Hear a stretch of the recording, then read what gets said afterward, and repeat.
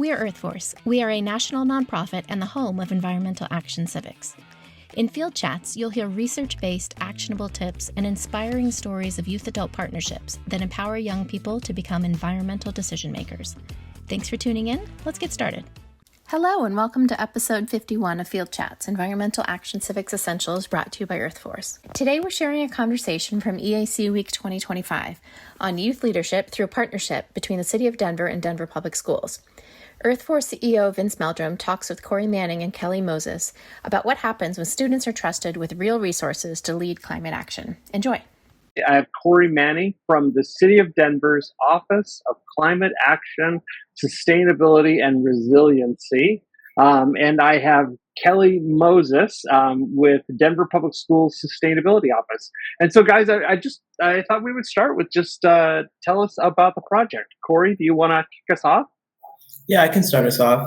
I'll give a little background about our office because we're still a little bit new. So on about November 3rd of 2020, Denver passed a bill that would levy a sales tax of 0.25% that created the Climate Protection Fund.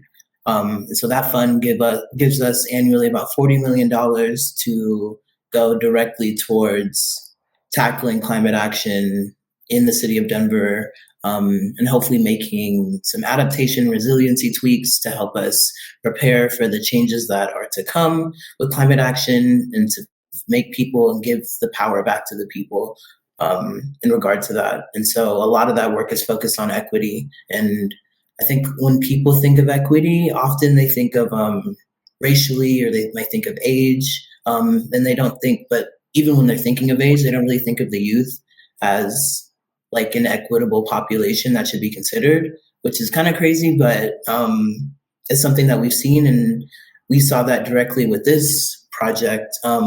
Back in about 2021, a student group came to our executive director and pretty much pressed him, was like, so what are you guys doing for youth? Like, what's the programming looking like for youth? How do we get involved in what you're doing?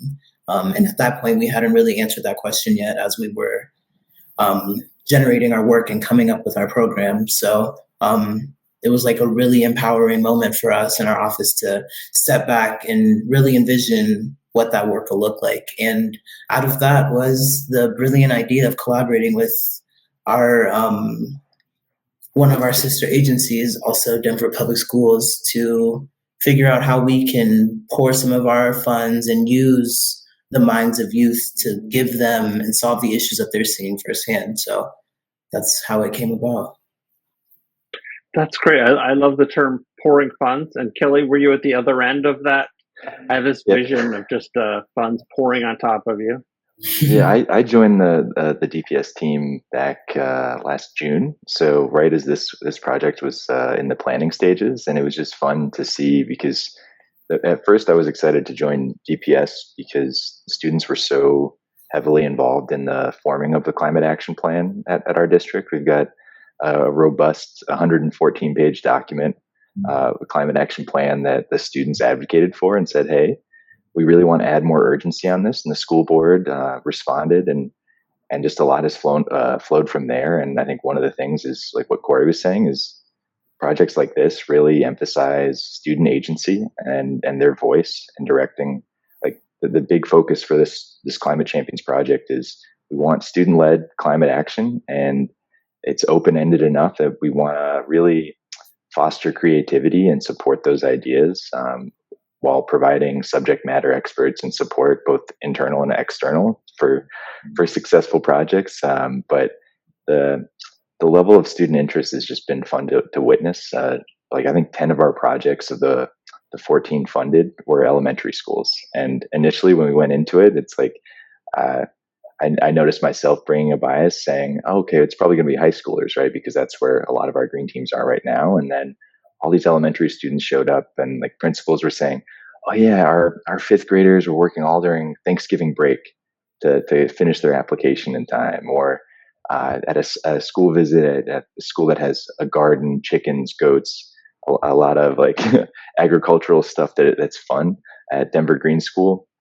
And these students were saying, hey, we really want to fund this next level for this. We want to like build this out. And we were looking for a way to do it. And then we connected with them, and they were like, so we heard about this grant, and then chatting from there, things were able to build. And I think that the biggest thing is like students are interested, and they really care about their school, and they care about the environment, and this is a way that they can really tap into that. Like, I think it So, was so give me yeah. give me a little bit more about the program. Is it a grant program, or is it a classroom project? How do the kids get involved and decide what projects that they want to do, and how's it coming to you? Yeah. Do you want me to field this one, Cory? Do you want? Yeah. We can Up tag to you team it. guys. I can start off. So our idea for this really was human-centered design. That was like the goal, is that we wanted the students to generate the ideas for these projects based off of the issues that they're seeing around them in their community, and like what they feel they can make the most impact on with these funds. So the idea was that we gave a pot of money to DPS, and we created like a grant competition project situation. The children would apply for the grant, and we had a pretty detailed outline for them to follow about what information we wanted and like what kind of projects they were thinking about. And with the support of Earth Force, we helped to give some really good trainings and ideas on like how do we generate these ideas, because it's like a pretty big ask to just be like, here's some money, what do you want to do, especially with sustainability, because that word itself is so broad. So our goal really was to help to support the generation of the ideas, but for the ideas to completely flow from the students. So after they applied for the grants, we then went through and we selected some of the ones that we thought could have the most impact over this amount of time. And after that, yeah, they got started, and we're just providing ongoing support as they're going. And then to add on to that, I think, Vince, you're saying, like, does this live just in the classroom, or what do these projects look like? That was part of how we built the application, was to say, hey, we want a project summary, a budget summary, because we want to know, what do you need and how can we support? And projects could request up to 25,000, and as low as 1,000. Some projects requested a little, but a lot of good collaboration came from that. Other ones said, hey, this is a loftier goal that we need more funds for, and we were able to support that. And then, so yeah, the project summary, budget summary, and then the collaboration summary. And this is the piece that we didn't want it to just live in the classroom or in a vacuum. We wanted this to be true project-based learning. And so part of that was really finding a problem of practice that you wanted to focus on in your project. And so really, like, we had some schools that said, hey, this sounds really exciting, we're interested. And they had an initial idea going in. And then when they surveyed the students said, hey, actually, we really care about this. We really care about gardening and food and where it comes from. And so they said, hey, let's follow that lead. And they said, we want to invest in programming so students can learn more about gardening and how to grow their own food at the school. And so these different things and then from that, connecting that food that they grow to the cafeteria, to the community. So all this interconnection. Or we had another project, and they said, hey, we already have really strong gardens. We got a lot of good things going. How can we even level that up further? And they sent 25 students to the Manners conference in Chicago. And Manners is Minorities in Agriculture, Natural Resources, and Related Science. So there are high schoolers there are PhDs there are like longtime professionals there. But this is something that is pretty impactful for both the networking piece and just kind of like learning a lot that they can bring back to their school. And this is something that the students get to look forward to throughout the year. So it really leveled up their club.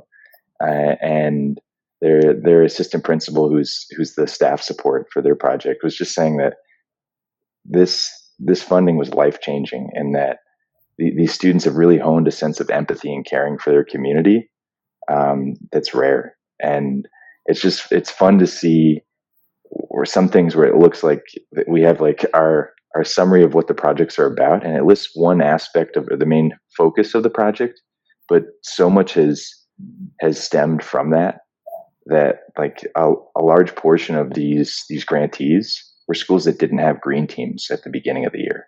But just the idea of the program and applying for it was enough to start a green team and build from there.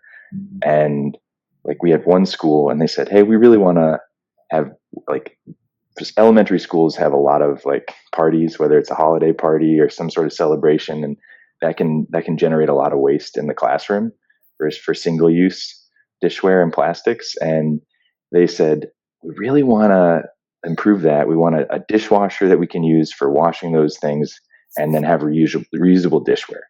And it looks like, okay, that's awesome. But it really undersells what they've done. They started a green team for elementary students.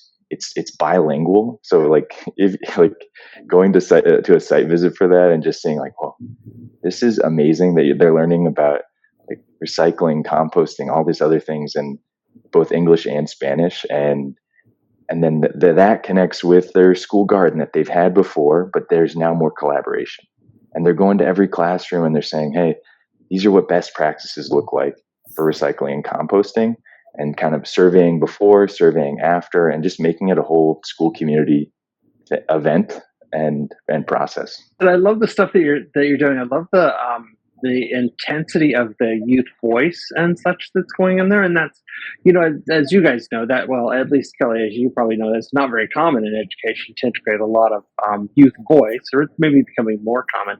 But Cory, why is the city of Denver investing in youth voice, right? Why would the city want to hear from the young people that are there? And I get this kind of question all the time from people. So what's in it for you getting kids out and saying what they want? What's in it for us is the fact that these kids are our future. There is no Denver without the youth residents that are here. And we have a really unique opportunity right now where youth as young as elementary school have access to information that they've never had before. And because of that, they have a drive that a lot of generations have not seen. And so there is like a way to maximize impact for our mission and our goal to make this like a clean, resilient Denver by interacting with kids who have ideas that are like out of this world for their age, that like inspire the adults. It like truly is the foundation of like diffusing the behavior change that we need in the city. It starts with the youth, because like how many times have you heard something that like inspires the youth in your life, and they like have an excitement that you haven't felt in a while about anything, and they go and they share that with their community? That kind of thing drives true behavior change. And the city recognizes that, and the city like recognizes giving people the power that they need to take it and run with it in ways that we can't. There are certain things in the community that we can't move because, there's levels of distrust, there's history, there's all these things. And so breaking down those silos is the true way that we see as like moving that forward, and youth is a critical part of that. And that is an interesting point you make about breaking down distrust. And what I'm getting from that, I just want to make sure I'm getting this right, is that part of the city's commitment is that participation, getting people to be involved in the civic life, is helping you break down distrust between the government and members of the community. Is that the idea that you're working on? Absolutely. Yeah. We when people think of government on any level, they think of like rules coming down on them from people that they aren't like seeing, that aren't like living with them, amongst them. But that's like, we're all Denver residents, and like everything that we do needs to be driven from like the lives that all of us are living, and not just the few of us that are like actually implementing policy and programs. So, yeah. Wow, you're pulling a page right out of the Participatory Democracy Handbook, which I love, having read that handbook many millions of times. So Kelly, kind of a similar question to you guys. So it would seem, and I've certainly worked with school systems where, the sustainability department is like, we're going to implement the following, priorities. And whether you like them or not, these are the priorities we've set at the district level so that we can meet our energy goals or whatever that might be. But this program kind of turns that on its head a little bit, right? And it says, hey, what are the sustainability priorities for your school, and asks the consumer, even, if you think of students in that way, it asks the end client, what do you want out of this? And it sounds like the answers you're getting back are different than the answers you thought, or the answers you were perhaps primed for. Yeah, I think like everything has just been delightful to see how it's unfolded, and just like the everyone has given so much grace to these projects to figure it out and be so solutions oriented. And I think a lot of that started with, I've mentioned, like in the planning stages, we collaborated a lot with some internal departments and the different school leaders, and really just saying like, if this were to work well, what would we need, and how would you want to support? And like our evaluation committee involved all the folks who might overlap with these various projects, whether it's like the grounds department or facilities, or things that, hey, we might need support here, and we want to collaborate early and often so that this isn't feeling burdensome and it's feeling like a mutual process. And one thing that was consistent throughout is that, kind of like what Cory said, like people are excited when students are leading it, and they want to hear what the students have to say and what's important to them. So that has been a common thread, is that everyone's showing up saying, hey, can we get even more student participation? We want to support these students in like certain aspects of the application process. They're saying, hey, if they ever want to call, if they want to email, we'll answer any questions. We realize it might not be smooth at first. These are students, they're learning and growing, and we want to help them develop that skill too. And I think that what you were saying is like sometimes the sustainability department at different organizations or schools can kind of be siloed, and it might be one way in the communication. And this was something that we wanted to avoid that, and really say like, hey, the students are calling for this, and some of this stuff that we're going to need support, and this is what they'll need, this is what we'll need, and how would you like to fit in a way that you have capacity to do so. And like consistently throughout, all these departments have collaborated in a way that they're showing up for students. And even just like from the cohort of our initial group, it's like we have, I think, one group where the adult support is parents. We've got another one where it's a principal or an AP. We have one that exists in the after school setting, because Denver has free after school programming called Discovery Link. And that one was interesting just to see like, what can this look like to create change for the school as a whole, but working during the after school sessions. So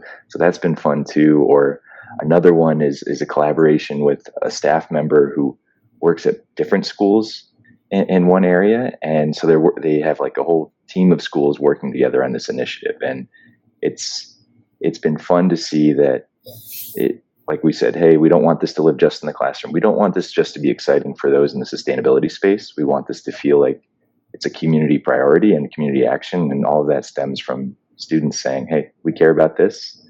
Come along for the ride. So we're about out of time, but I have two more questions for each of you, or two more questions I'm going to ask each of you to respond to.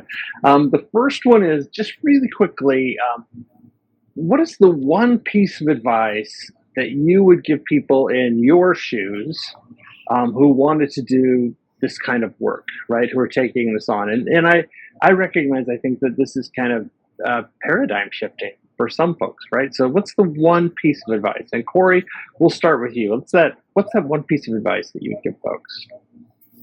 If I had to give people one piece of advice, it would probably be to trust the youth in knowing the issues that they're experiencing, and like let them lead, because they're a lot more capable than you might think they are. I've been pleasantly surprised with the amount of drive that I've seen these students have to like accomplish their goals, and also just get people involved, get their communities involved. So I say just like have trust in like what this could look like, and like if it fails, that's okay. Great. Kelly, what about you? What's your one piece of advice? My advice would be to find a partner like Denver Casser that is so solutions oriented. Like we had some projects that had some barriers initially, and it wasn't a straightforward answer. And like, how can we help fund this or find a way to make this a success? And like consistently throughout, they've said, okay, how can we make this work? So when I mentioned our cohort of 14, we added a 15th, and because it was with Castor's patience and saying, let's figure this out. And we had even a 16th where we said, hey, this one's not quite a fit for climate champions. There's a very interesting idea here that the students want to pursue. So we were able to we're still in the process of that one. So I don't want to celebrate it yet because we're still working on the details. But the point being that I think we touched on it a little bit, where it's like some things can often be bureaucratic, and this has not felt like that. This has felt like this has moved as quickly as I could imagine it could. And it's just been an exciting process to see everyone show up and say, does not have to be perfect on the first run. We really just want to make sure it's consistently getting better. And how do we empower youth as much as we can? So like, even for this, where like Cory was saying, the students can do so much. They have so many creative ideas. How do we really help support that? And if we are able to do a second iteration, I think we can ask even more and support even more of the students. I love both of those pieces of advice. Trust the young people and find good partners. I think that's the story of our lives in some way, of Earth Force's lives. Okay, so here's my last question. Cory, you get to launch first.